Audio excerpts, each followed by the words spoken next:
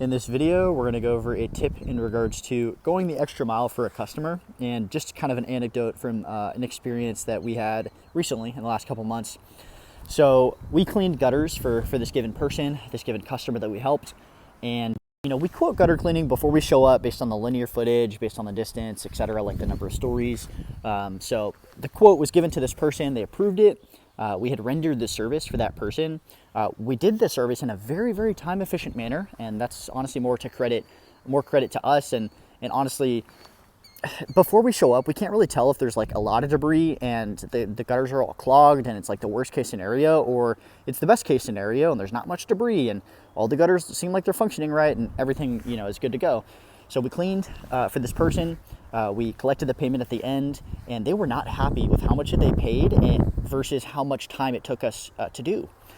So let's just say the person was not happy for that reason, and the person reported that to us, or the person reported that to our operations staff or office staff. Those are kind of the two most likely parties that are going to hear about this.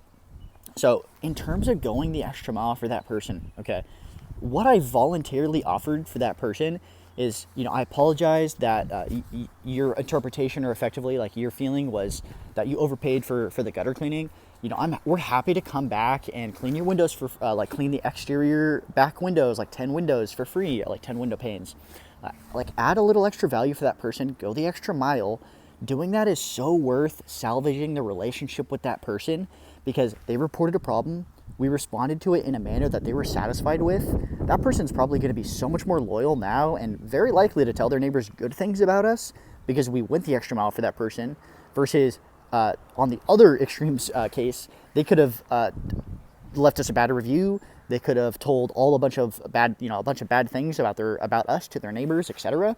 So they could have been a detractor from us instead of being a promoter. So go the extra mile in that. Try to add a little value to people that are obviously like discontent with the service or whatever the perceived value that they're receiving. You have total flexibility if you're the operations staff and you have extra time that day. You have 30 minutes between jobs. You have some extra time before you need to show up to the next job, or you're the office person, whatever it might be. That is something that both of those parties, if you're in that role, you have the green light. Try to add extra value to anyone that might be in that predicament.